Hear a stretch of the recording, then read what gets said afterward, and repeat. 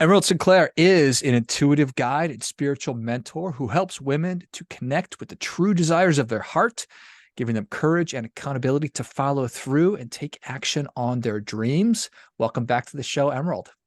Thank you, George. It's such a pleasure to be back.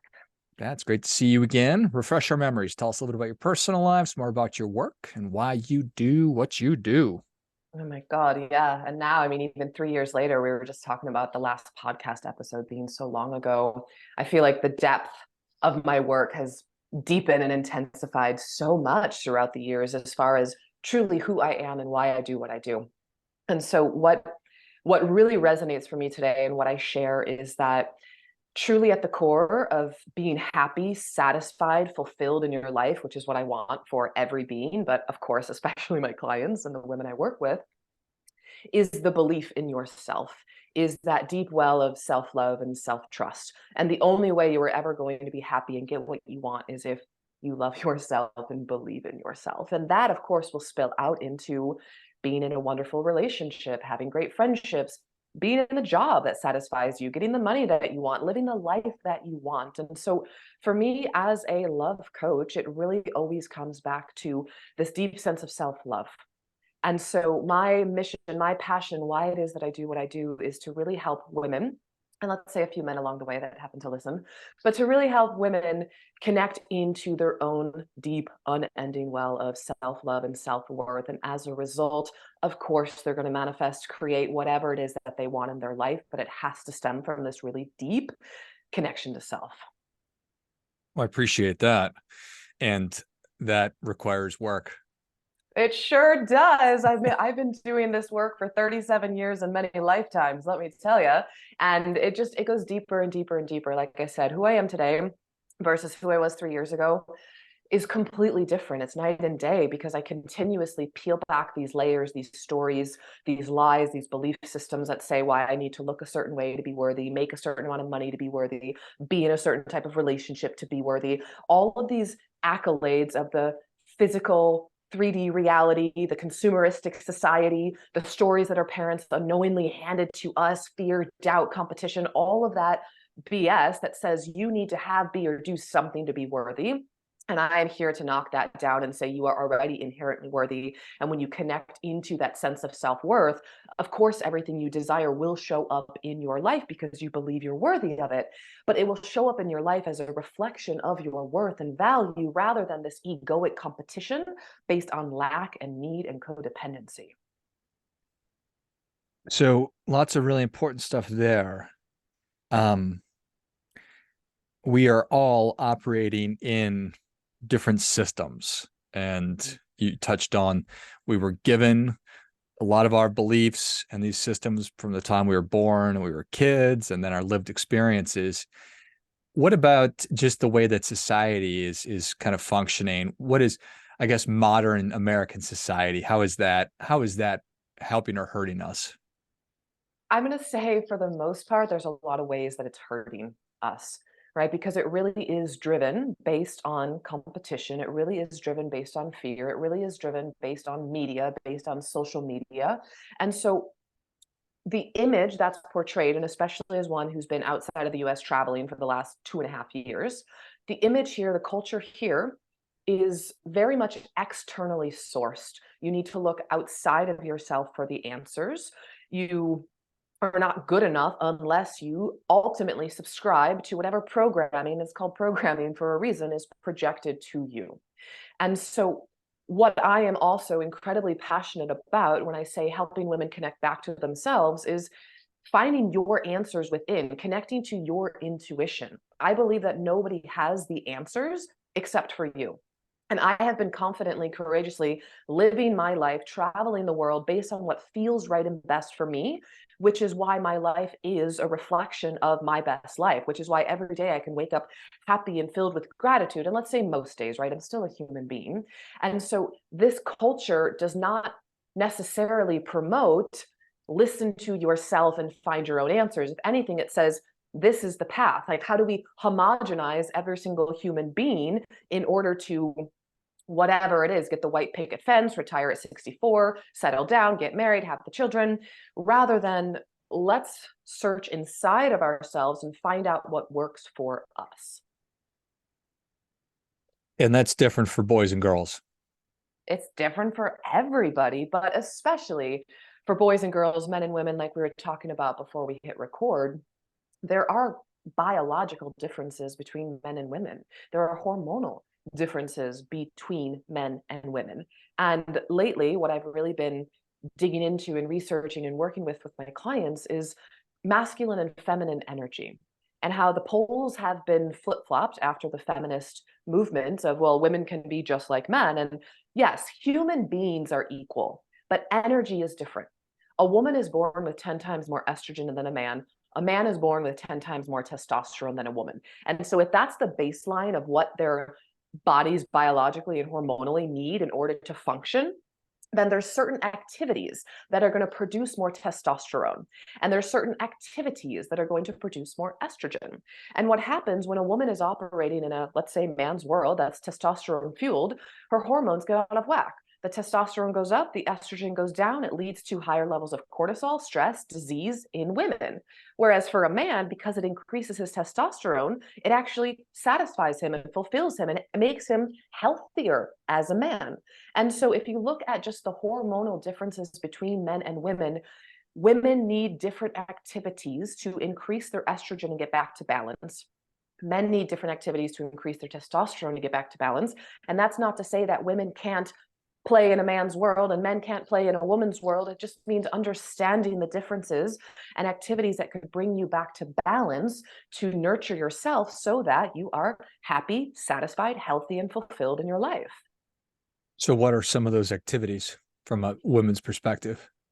Yeah, so from a woman's perspective, and especially if she's been working hard all day and using her mind, using her logic, she's driven, she's setting goals, she's going after it. Like the masculine energy is very driven, it knows what it wants and it goes after it. And so the feminine energy is much more about receptivity, much more nurturing, much more feeling based. And so some of the things that a woman could do is anything that connects her back into her body. Something really simple that I like to do is put on music and dance, or go into a yoga practice, or go for a walk bare feet on the ground.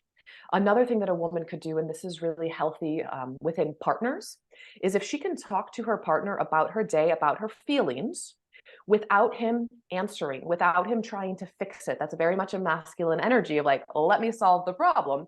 Whereas for the majority of women, what would really nurture them is to talk about their feelings without the other person trying to fix it. And a woman will naturally feel better and it will raise her levels of estrogen. I think that certainly makes a lot of sense. Mm-hmm. I can't tell you how many times I've just needed to vent and I'm like, oh, I feel a lot better. And on my coaching calls with my clients, since they're all women, I just start the first 10 minutes and ask her how she's doing, and she gets it all out, and I just listen. And I can visibly see the shift in her energy because throughout her day, she's work, work, work, work, work in her mind. And then I give her the safe space to just open up and express how she's feeling and doing. And then she feels better, and then we can shift into the coaching and the different activities and what it is that she needs to support and nurture her. I, like you, am interested in helping people to get whatever they want, to live the kind of lives that they want to live.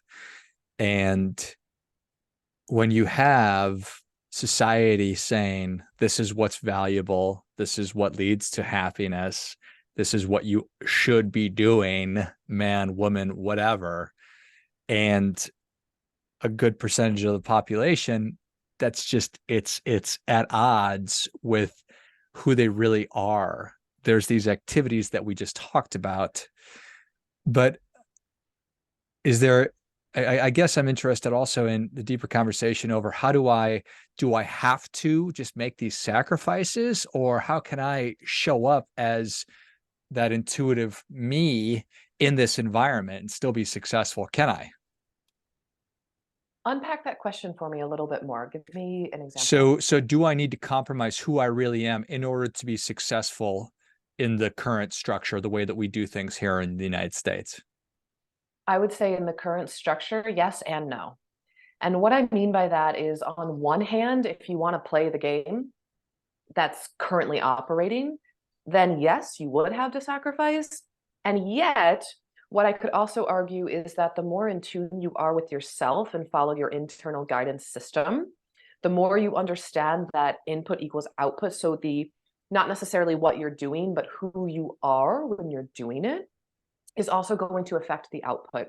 And as you know, I do also teach manifestation conscious creation, which in, let's say, normal, not spiritual terms, would be goal setting and hitting your goals. Hmm. And so you can actually use that to your advantage. Like, why not manifest what it is that you desire? I just brought a woman on my podcast who was working for Google and Twitter for 12 years.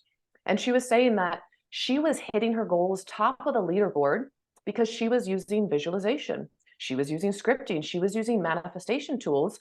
And the entire company had the mindset of, you need to hustle. It's quantity, not quality. And so they're like, you have to make a certain number of calls in order to get a certain amount of sales.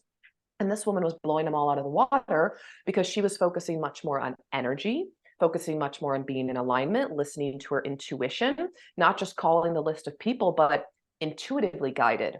Who should I call? And so I also believe that you can play the current game, but really make sure that you're honoring yourself and listening to yourself, your instinct, your intuition, and your body, and allowing that to guide you to be more successful in the current setup that we have. I think that makes so much sense. I dislike when people say just do it or fake it till you make it. And to a degree, I feel like we all need to do that until we sort of figure out what it is that Yeah. we really want and who we really want to be. And part of me thinks I just need to have a little bit of experience to do that. But but I don't know. I'm trying to figure that out for myself. I mean, if anything, just taking action will give you clarity. Meaning, if you really don't know what you want, go out there and try, like, get a job, and eventually you'll realize that's not for me, or it will guide you to what's right for you. I don't believe any step is a wrong step. As long as you're paying attention, you're learning the lessons, you're connecting within, like, you'll figure it out. It's breadcrumbs along the way. If I look at how my business has transitioned over the last 7 years, because before this I had a cafe, there is no way 7 years ago I could have predicted that this is where I would be. But I kept following the breadcrumbs of what felt right for me. And I think this is incredibly important because we live in a culture that is so logic based.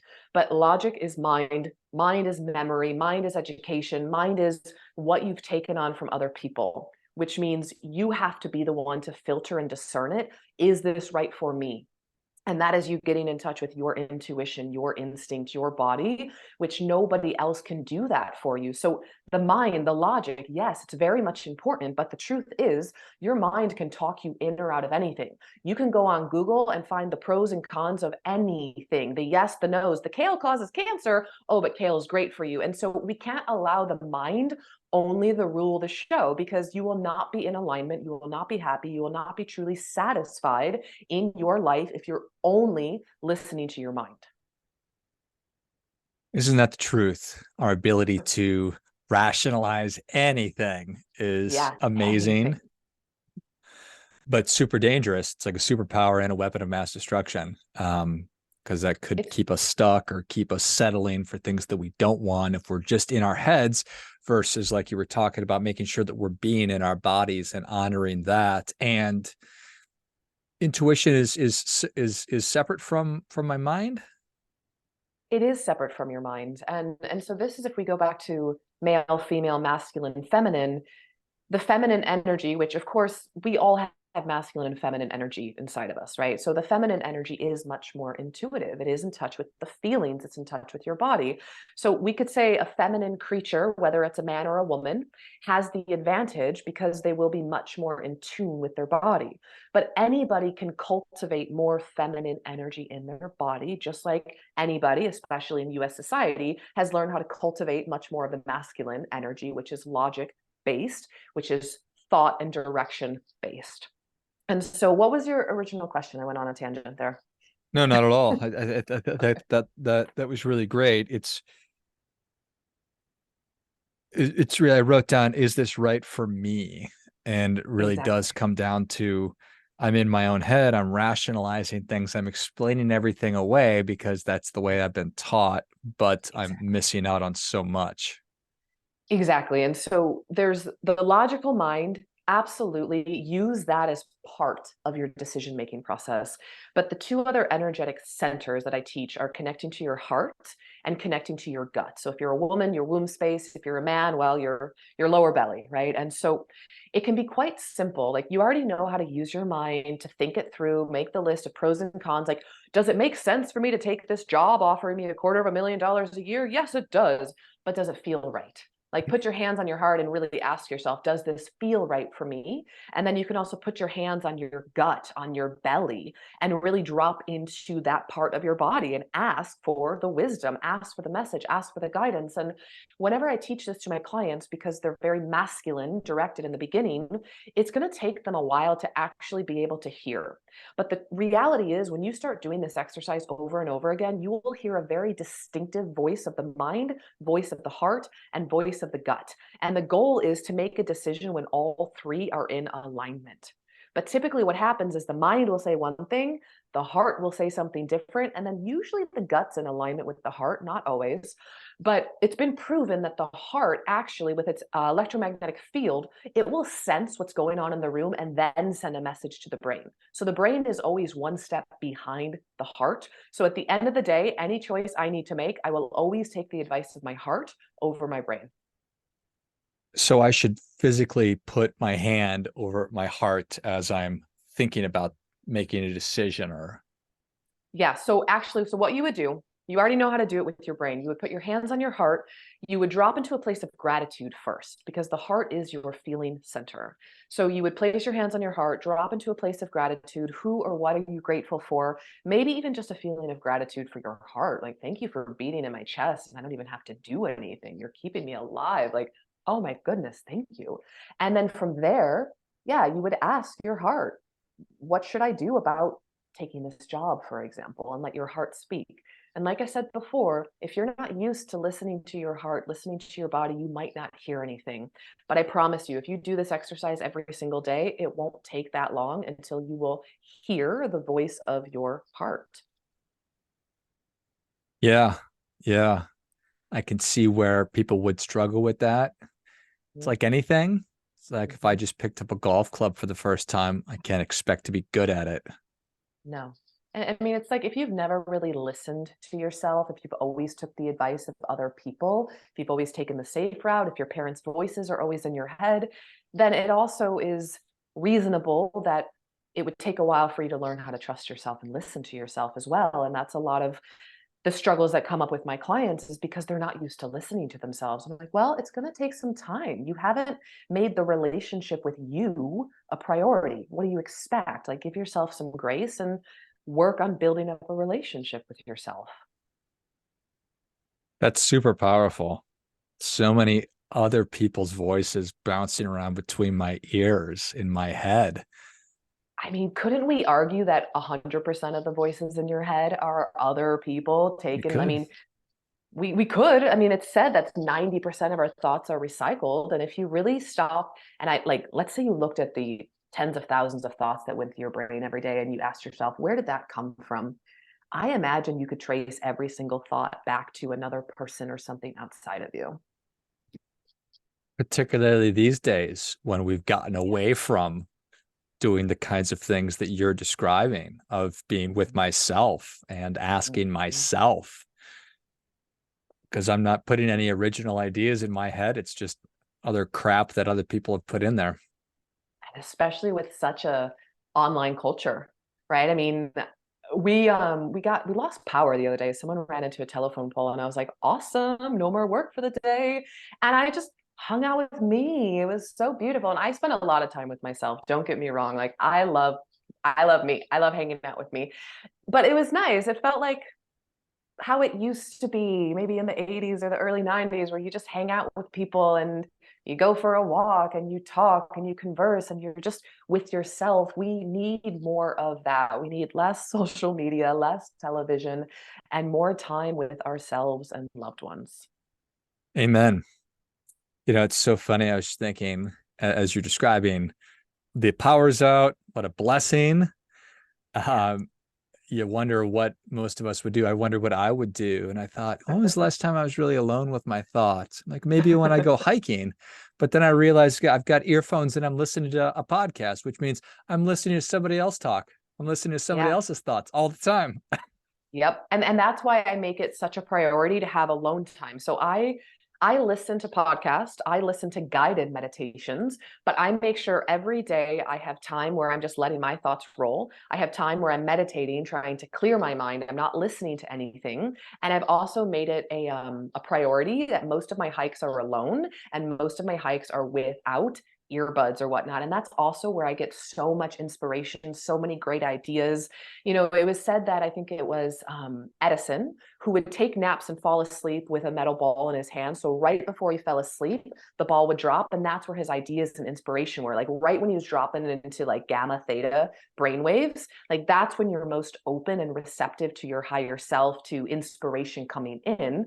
And so that's another reason why I spend time with myself is the inspiration, the moving beyond the conscious mind and tapping into the greater field of possibility and awareness. Love it. Well, Emerald, thank you so much for coming back on. Where can people learn more about you? How can they engage? Tell us all the ways.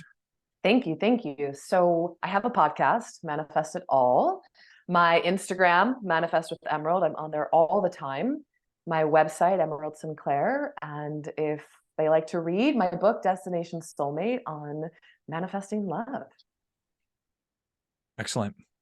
Well, if you enjoyed as much as I did, show Emerald your appreciation and share today's show with a friend who also appreciates good ideas.